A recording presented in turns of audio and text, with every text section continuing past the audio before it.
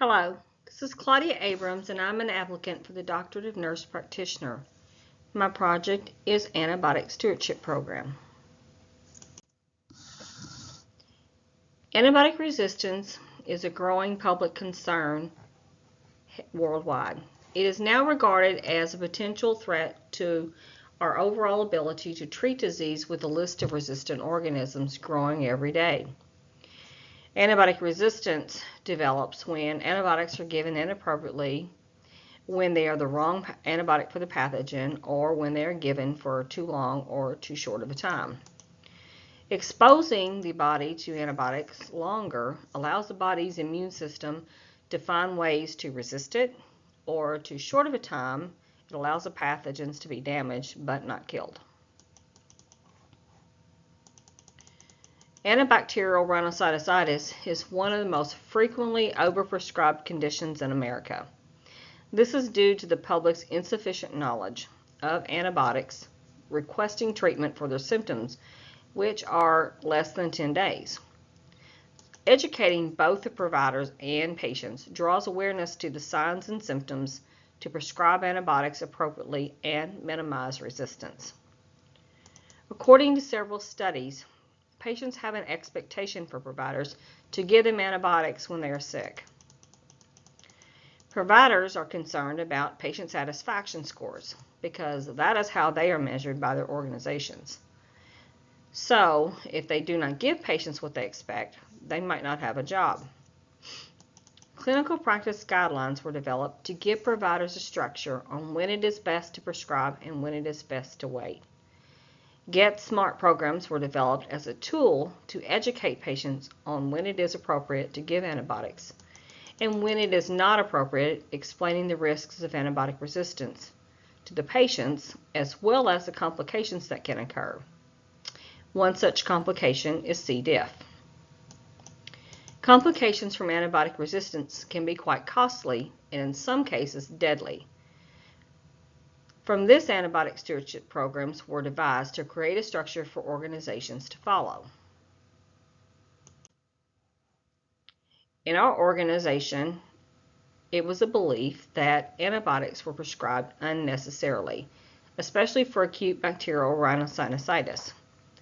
So the purpose of this scholarly project was to evaluate the effectiveness of implementing an antibiotic stewardship program, with an aim to decrease the inappropriate use of antibiotics for acute bacterial rhinosinusitis.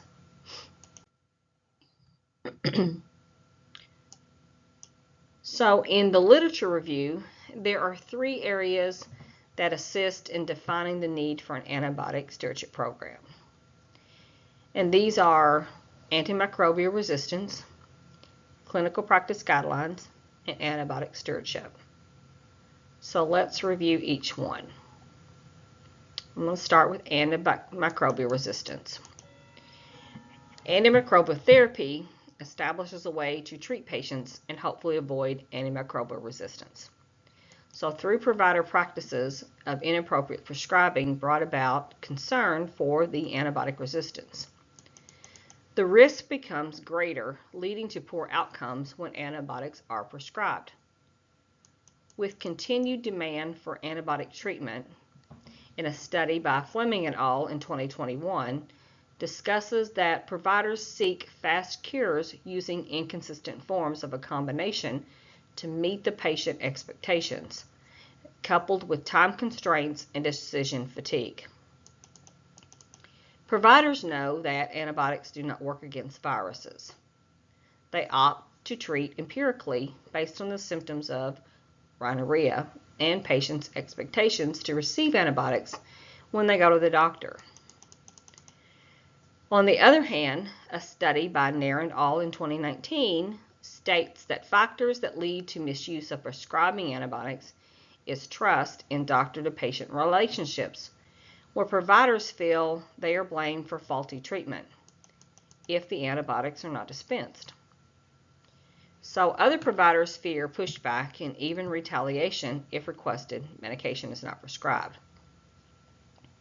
Nair et al. In 2019 continues with another concern for antimicrobial resistance, which leads to patients who frequent various urgent cares until they receive what they deem as appropriate for their symptoms. And there is significant concern over antibiotic resistance where harm can come to the public due to bacteria resistance to antibiotics. The willingness to start and stop antibiotics due to uncompromising concern over patient safety increases antibiotic resistance.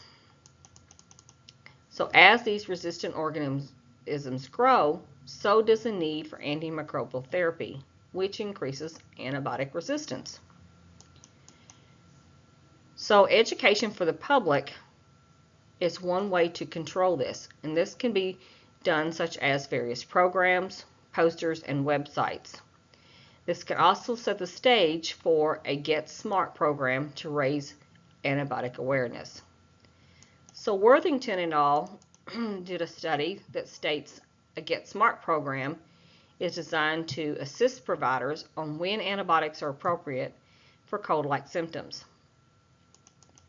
The Get Smart program teaches patients about harmful side effects from too many antibiotics, which leads the ability to treat acute bacterial rhinosinusitis. Since the public has little awareness of antimicrobial treatment, education becomes a new focus for better understanding for antibiotic treatment. And this brings us to the clinical practice guidelines. So this came about to assist providers on prescribing antibiotics. In a study by Zhao et al. In 2016, it discusses the appropriate use of clinical practice guidelines as imperative way to prevent patient harm. The article by Zhao et al. In 2016 continues with following clinical practice guidelines. This enables the providers the ability to distinguish the difference between acute bacterial rhinosinusitis and acute viral rhinosinusitis. Without knowing the guidelines makes it difficult to distinguish accurate recommendations. So Boric et al. In 2021 did a study which continues with following the clinical practice guidelines. This provides a structure for providers to follow to maintain consistency for patient care. Knowing the goal is to reduce antibiotic consumption, companies have started their own campaign against antibiotic misuse. So in Boric et al.'s study in 2021 continued with discussing a point of care testing to reduce antibiotic consumption. And in an article by Worthington et al. In 2016 discussed efforts to improve antibiotic usage in community settings.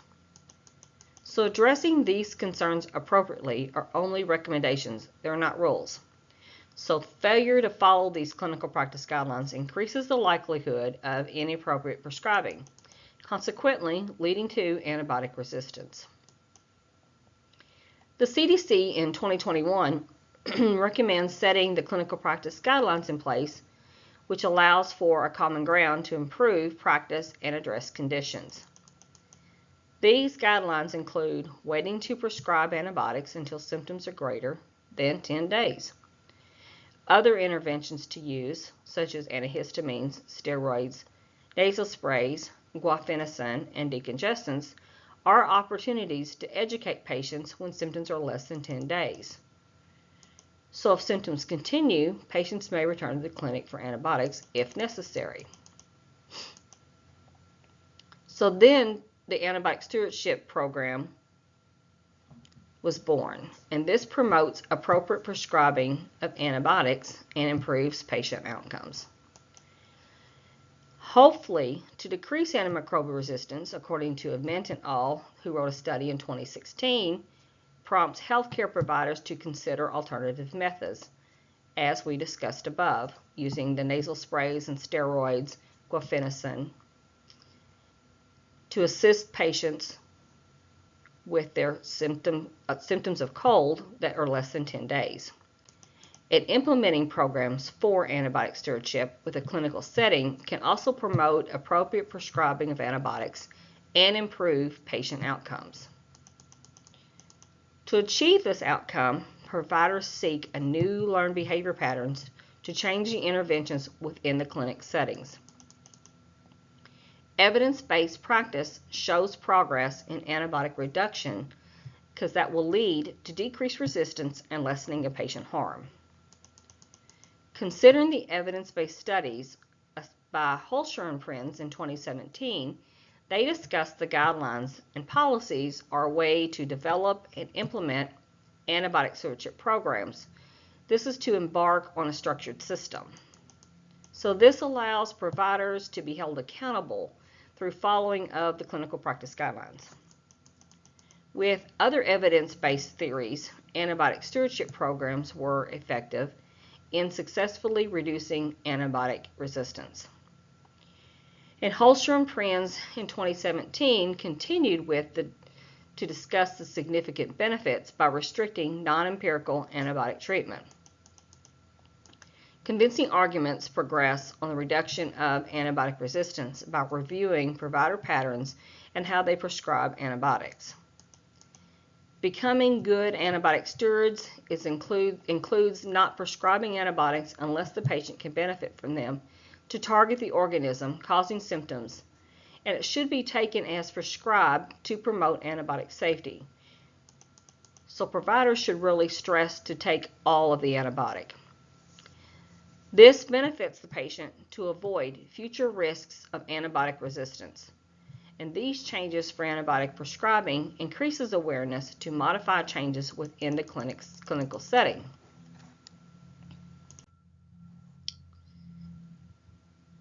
So the theoretical framework I used was Furley and Shortell's, which is a forward-level model of the healthcare system. So I chose this because it incorporated well within our urgent care setting.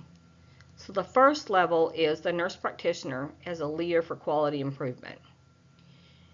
And this was accomplished in our urgent care through education of the nurse practitioners in our clinic on the clinical practice guidelines as they apply to acute bacterial rhinosinusitis. Each nurse practitioner was given a laminated card to carry with them as they saw patients. And this was to help them with a visual aid so they could better understand if the patient needed antibiotics or not. The level 2 part, or the second level, is the healthcare team. This was accomplished by getting the team on board. This was through educating the patients on antibiotic stewardship, when to and when not to prescribe antibiotics, and we also had pamphlets in each room and posters on the walls to distinguish sinus cavities and when it was appropriate for antibiotic therapy. The third level to this is the organization, and this was accomplished by gaining the support of the organization to allow us to implement this program. And we did see a cultural environment shift, so when we saw the success of the program, this was allowing the program to not only continue but be expanded upon. Which brings me to the level 4 part of the theoretical framework, which is the cultural environment.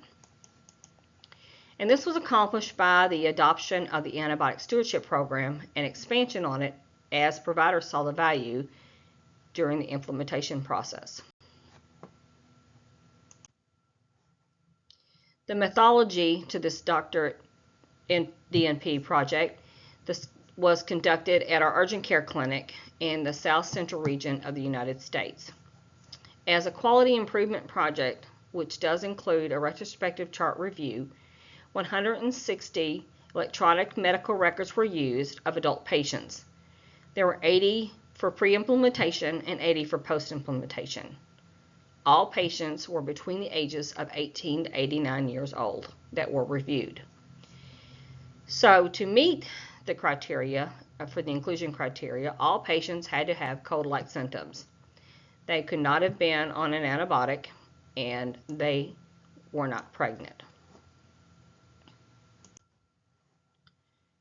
So the analysis of this project was to answer the question of this research project: will implementation of an antibiotic stewardship program decrease the inappropriate prescribing practices for acute bacterial rhinosinusitis as opposed to not having one? So this was answered in the affirmative. So by decreasing this practice from 27% on an inappropriate prescribing, it went down to 3%, which actually showed a significant improvement.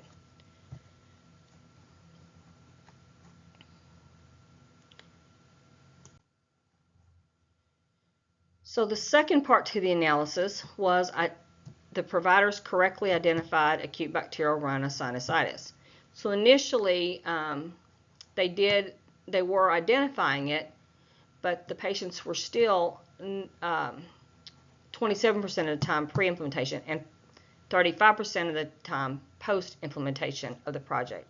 But it still was not a significant finding. So the third part to the analysis was the acute bacterial rhinosinusitis was present, but still no antibiotics were given. So this was a surprise finding pre-implementation. So at the clinic, we did not believe that this was happening at all.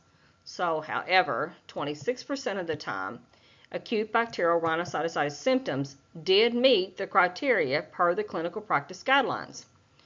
And they were to receive an antibiotic, but only supportive care was given. So patients walked out of there without any antibiotic. But after post-implementation of the project, this was decreased significantly to 15%. But actually, there needs to be more research done in this area to find out the reason why. So one hypothesis is, with the focus on the antibiotic stewardship programs, that providers are maybe hesitant with people who would be on the fence of the clinical practice guidelines of giving antibiotics. So they might have felt reluctant to give them because they are being monitored.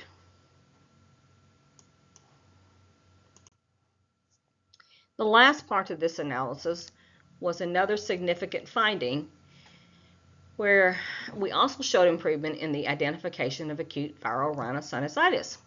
So initially, providers were not determining that a patient actually had acute viral rhinosinusitis. But after post-implementation of this project, providers were able to distinguish the difference between acute bacterial rhinosinusitis and acute viral rhinosinusitis. So it went from 20% of the time pre-implementation to 52% of the time post-implementation. So this was a huge, significant finding which was kind of an unexpected finding within this project. So strengths to this project included the electronic medical records to review as a reliable source for information. But since this study was conducted in a small clinic, errors were decreased because the charts are available to review post-patient visits. The turnover rate is also minimal because all the providers that were within the study during this 8-week time was the same providers that completed the study. So they remained the same throughout this whole study. Sampling was another strength because it offered a variety of patients from 1889. They were all different ethnicities, and it made the results more generalizable. So the study's limitations.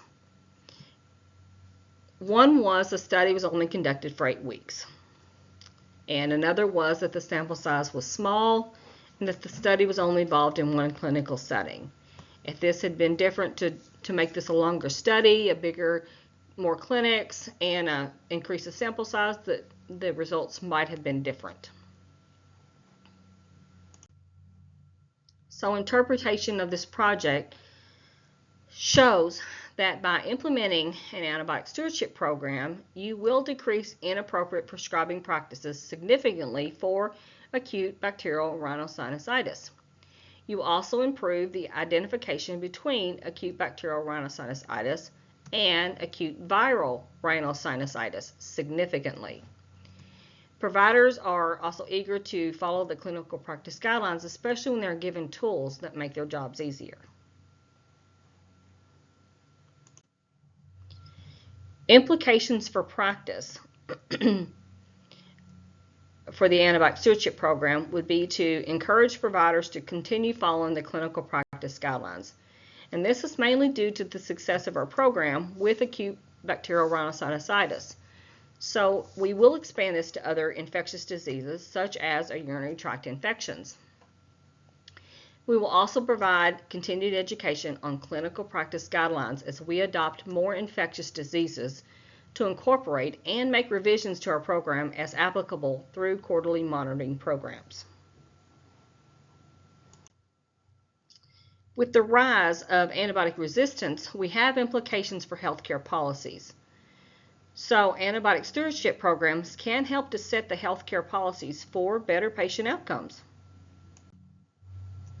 So recommendations for the antibiotic stewardship program would include to continue and expand on our program as previously stated, educating our providers in regard to the clinical practice guidelines to avoid either over or under prescribing antibiotics, and also to continue to monitor and revise the program as needed. So in conclusion, as you can see, antibiotic stewardship programs work to improve compliance for antibiotic prescribing. Patients receive appropriate antibiotic therapy when needed, and antibiotic resistances are reduced, and patients have an improved outcome. I appreciate your time in listening to my DNP project for antibiotic stewardship program, and following are my references for this DNP project.